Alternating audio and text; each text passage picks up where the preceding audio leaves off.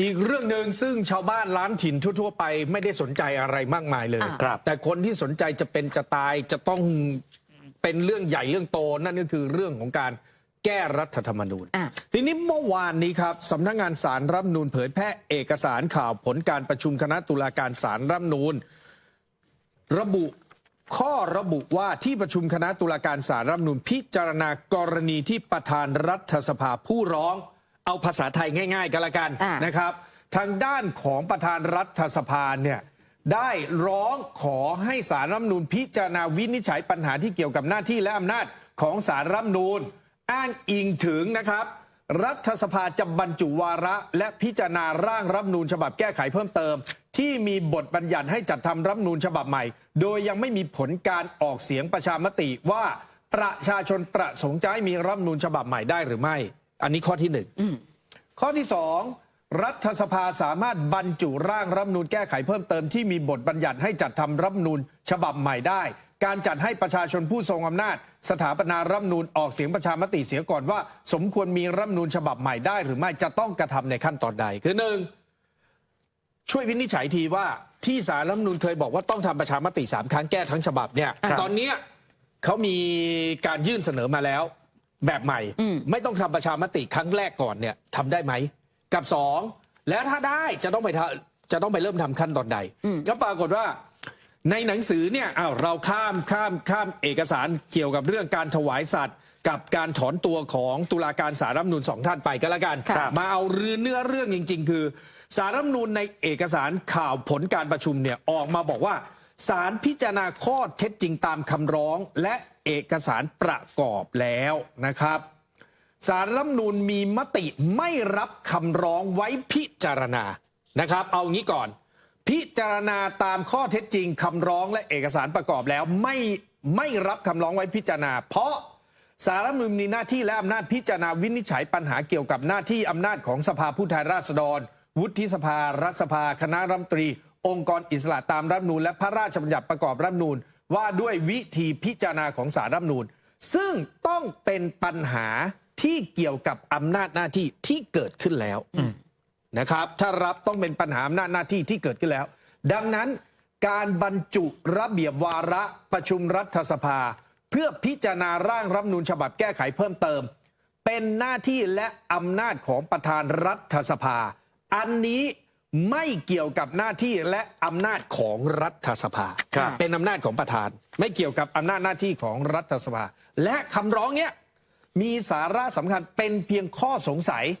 ขอให้ศาลรัฐธรรมนูญอธิบายเนื้อหาคำวินิจฉัยศาลรัฐธรรมนูญที่4/2564ซึ่งศาลรัฐธรรมนูญได้วินิจฉัยโดยละเอียดและชัดเจนแล้วคือทำไปแล้ววินิจฉัยไปแล้วไม่ใช่กรณีปัญหาที่เกี่ยวกับหน้าที่และอำนาจของรัฐสภาที่เกิดขึ้นแล้วจึงไม่ต้องด้วยเงื่อนไขตามกฎหมายคือที่คุณส่งมาเนี่ยศาลได้เคยวินิจฉัยไปแล้วคุณก็เอาสิ่งที่ศาลวินิจฉัยกลับมาถามอีกทีหนึ่งว่าทำได้หรือไม่ศาลก็บอกไม่รับแล้วเพราะเคยวินิจฉัยไปแล้วนั่นแหละนะฮะแต่ทีนี้พอศาลรัฐธรรมนูญเผยแพร่เอกสารผลการประชุมของคณะตุลาการศาลรัฐธรรมนูญในเรื่องของการรับหรือไม่รับแนวทางการแก้รัฐธรรมนูญมันก็เลยทำให้สื่อมวลชนออกมาฟันธงหลายกรณีเอากรณีชัดๆเลยคือเรื่องของการปิดประตูช่องทางทางสภาใช่ไหมผมฟังแล้วผมก็ยังรู้สึกว่าใช่เหรอเอาน้องม้วยลองดูซิมีแหล่งข่าวจากคณะกรรมการเพื่อพิจารณาศึกษาแนวทางการทำประชามตินี่ใช่ไหมใช่คือเขามองแบบนี้ว่า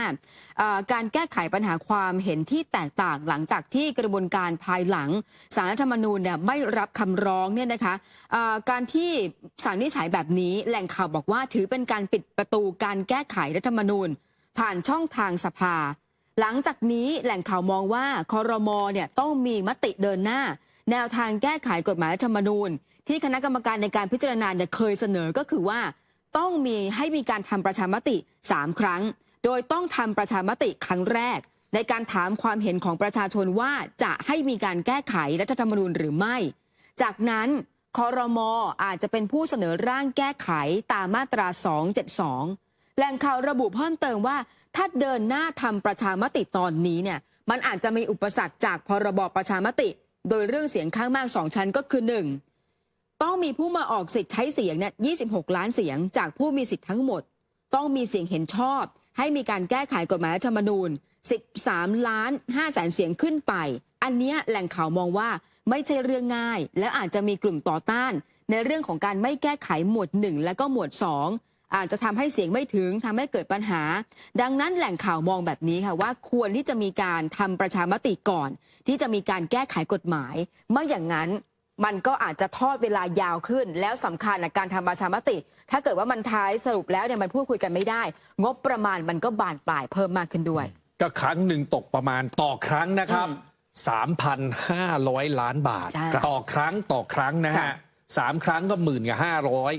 2 ครั้งก็ 7,000 ค่ะมันก็เหมือนเป็นคำถามว่าประชาชนได้อะไรจากการแก้ไขกฎหมายรัฐธรรมนูญและเอางบประมาณเนี่ยไปใช้แบบนี้ครับทีนี้เนี่ยนะครับก็มีความเคลื่อนไหวจากพฤทธิ์วัชรศิลป์นะฮะสสบัญชีรายชื่อและโฆษกพรรคก้าวไกลก็กล่าวถึงกรณีที่ศาลเนี่ยไม่รับคำวินิจฉัยคำร้องของประธานรัฐสภาประเด็นการบรรจุวาระแก้ไขเพิ่มเติมรัฐธรรมนูญฉบับใหม่แล้วก็ขั้นตอนการทำประชามติก่อนการทำรัฐธรรมนูญใหม่ทั้งฉบับเนี่ยก็บอกว่าในมิติการจะทำรัฐธรรมนูญฉบับใหม่นั้นก็ถูกย้อนกลับไปในสถานการณ์ของการผลักดันการแก้ไขรัฐธรรมนูญตั้งแต่มีการจัดตั้งรัฐบาลตนเนี่ยก็เลยบอกว่าขอเสนอที่สำคัญก็คืออยากให้คุณวันมูฮัมหมัดนอมัทาประธานรัฐสภาเนี่ยทบทวนการตัดสินใจของตนเองหลังจากไม่บรรจุการแก้ไขเพิ่มเติมรัฐธรรมนูญฉบับใหม่ที่กำหนดให้มีสภาร่างรัฐธรรมนูญหรือว่าสสรยกร่างฉบับใหม่ของพรรคเพื่อไทยและก็พรรคก้าวไกลในวาระการพิจารณาเป็นการบรรจุร่างแก้ไขเข้าสู่รัฐสภาเพื่อเป็นการเดินหน้าสู่ทำประชามติ2 ครั้งตนมองว่าตามมติของศาลรัฐธรรมนูญจะทำให้สามารถบรรจุได้อย่างสะดวกใจก็มองว่าศาลเปิดทางแล้วนะไอติมก็บอกแบบนี้ไอติมบอกว่าหากจะเพิ่มประชามติตอนต้นกระบวนการแก้ไขรัฐธรรมนูญเพื่อทำประชามติ3 ครั้งตนมองว่ารัฐบาลควรตัดสินใจเดินหน้าแต่ไม่ควรนำข้อเสนอของคณะกรรมการเพื่อพิจารณาศึกษาแนวทางในการทำประชามติแก้ไขความเห็นที่แตกต่างในเรื่องรัฐธรรมนูญที่มีร่างคำถามที่เป็นเงื่อนไขยัดไส้ปลีกย่อยไม่ว่าไม่แก้ไขบางหมวดของรัฐธรรมนูญแต่ควรพิจารณาประเด็นคำถามที่เปิดกว้างเพิ่มโอกาสของคนที่เห็นต่างในการแก้ไขรัฐธรรมนูญได้ตัดสินใจอย่างชัดเจนสำหรับกรอบเวลานั้นตัวเองมองว่าขึ้นอยู่กับประธานรัฐสภาจะบรรจุร่างแก้ไขเพิ่มเติมรัฐธรรมนูญเข้าสู่ระเบียบวาระเมื่อใดและการพิจารณาจะเกิดขึ้นช่วงเวลาไหนส่วนท่าทีของสวต่อการพิจารณาเนื้อหาก่อนทำประชามตินั้นก็เชื่อว่าคำวินิจฉัยของศาลรัฐธรรมนูญยืนยันชัดเจนต่อการเดินหน้าได้การลงมติของสวในวาระรับหลักการนั้นไม่ควรเป็นอุปสรรคที่จะไม่ลงคะแนนเห็นชอบให้มีสสรร่างรัฐธรรมนูญใหม่ทั้งฉบับนะคือถ้าดูความหมายง่ายๆนะเอาอย่างนี้ศาลรัฐธรรมนูญเนี่ยตีตกคำร้องของประธานรัฐสภาว่ารัฐสภาสามารถที่จะแก้ไขหรือร่างรัฐธรรมนูญก่อนการทำประชามติได้ไหมครับศาลรัฐธรรมนูญบอกไม่รับไม่ใช่หมายถึงได้หรือไม่ได้ไม่รับเพราะเคยวินิจฉัยแล้วทีนี้พอเคยวินิจฉัยแล้วก็กลับไปดูว่าท่านเคยวินิจฉัยว่าต้องไปถามประชาชนก่อนว่าคุณจะยอมให้แก้ไขรัฐธรรมนูญหรือร่างใหม่ทั้งฉบับหรือไม่แต่ถ้ามาดูผลิตเนี่ยผลิตบอกว่าประธานรัฐสภาคุณวันนอร์ไปถามตัวเองถามใจตัวเองศาลรัฐธรรมนูญวินิจฉัยงี้ยื่นเรื่องเข้าไปเลยมันจะเป็นยังไงเนี่ยมันต้องแก้ให้ได้คือประธานเนี่ยจะตายเอาถ้าทำตามที่พนิษฐ์บอกเนี่ยทีนี้นัยยะมันอยู่ตรงนี้ฮะพี่สถาพรพี่ม้วยและพี่คุณผู้ชมทั้งหลายเรารู้อยู่แล้วว่าถ้าคุณเริ่มด้วยการประชามติคำถามเนี่ยมันจะออกมาว่าคุณประชาชนอยากให้แก้รัฐธรรมนูญทุกหมวดไหมอยากไหมไม่อยากอยู่แล้วอยากไหมไม่อยากคุณผู้ชมอยากไหมเขาถึงพยายามจะตัดอันนี้ออกให้ได้คือไม่ต้องไปถามคือไปร่างก่อนเลยแล้วยัดเข้าไปแล้วค่อยไปถามว่าพอสภาโอเคปุ๊บค่อยถามว่าเอาไหมแบบนี้ใช้ไหมเห็นยังมันต่างกันนิดนึงนะแต่ไอ้นิดนึงเนี่ยมันเห็นเจตนานะฮะถามเราว่าแก้ทุกหมวดรวมทั้งหมวด 1หมวด 2ราชอาณาจักรไทยหมวด 2สถาบันพระมหากษัตริย์หรือจะเอารายมาตราไปแก้มาตรา112กับมาตราที่เกี่ยวข้องเอาไหมไม่เอาแต่บางคนเขาบอกว่าจะเอาแบบนี้นี่ไงไม่แก้แต่ไม่ควรนำข้อเสนอของคณะกรรมการเพื่อพิจารณาศึกษาแนวทางในการทำประชามติเพื่อแก้ไขปัญหาความเห็นที่แตกต่างในเรื่องรัฐธรรมนูญที่มีร่างคำถามเป็นเงื่อนไขยัดไส้เขาหาว่ายัดไส้นะปลีกย่อยว่าไม่แก้ไขบางหมวดของรัฐธรรมนูญแต่ควรพิจารณาประเด็นคำถามที่เปิดกว้าง เพิ่มโอกาสของคนที่เห็นต่างในการแก้ไขรัฐธรรมนูญได้ตัดสินใจอย่างชัดเจน วันนี้สังคมไทยชัดมากนะครับ เวลาที่คนบอกว่าห้ามแก้หรือไม่เห็นด้วยกับการแก้หมวด 1 หมวด 2 กลายเป็นว่าคุณถูกชี้ว่าคุณยัดไส้คุณเป็นพวกนู้นคุณเป็นพวกนี้ แต่ถ้าเป็นความเห็นของเขาคือฉันจะแก้ทุกอย่างเราบอกเราไม่เห็นด้วยมันชี้เราเลยทันทีว่าไอ้เผด็จการแต่มันเนี่ยโคตรเผด็จการเลยนะเพราะจะเอาแบบที่ตัวมันเองต้องการทุกอย่างเลยมันในที่นี้ไม่ต้องเดือดร้อนไม่ได้บอกชื่อนะฮะอันนี้ก็อธิบายให้ฟังกันแล้วกันก็รอดูนะว่ากระบวนการในการพูดคุยการพิจารณาเนี่ยเรื่องของการแก้ไขกฎหมายรัฐธรรมนูญโดยประเด็นก็คือการทำประชามติจะว่ายังไงเพราะว่าคุณภูมิธรรมเวชยชัยเนี่ยมีการพูดคุยถึงเรื่องนี้แล้วบอกว่าเดี๋ยวช่วงสัปดาห์หน้าจะมีการส่งประเด็นเรื่องนี้เนี่ยเข้าพูดคุยในคณะรัฐมนตรีนะคะจะเป็น3 ครั้งหรือแม้กระทั่งจะเป็น2 ครั้งตามที่ก่อนหน้านี้ก้าวไกลเพื่อไทยเขาคิดเห็นพ้องตรงกันนี่แหละส่วนเรื่องของข้อกังวลว่าอาจจะทำให้การแก้ไขกฎหมายรัฐธรรมนูญไปต่อไม่ได้คุณภูมิธรรมก็บอกว่าทุกอย่างเนี่ยเป็นไปตามกระบวนการไม่กังวลใจเพราะว่าอำนาจอยู่ที่พี่น้องประชาชนแม้จะไม่ถูกใจทุกเรื่องแต่จะทำให้ประชาธิปไตยนั้นมันมีการขยายตัวมากขึ้นแต่ว่าสิ่งที่กังวลใจมากกว่าตอนนี้คือเรื่องของการแก้ไขปัญหาให้กับพี่น้องประชาชนก็ว่ากันตามนั้นสัปดาห์หน้าคงต้องรอดูหลายเรื่องนะคะ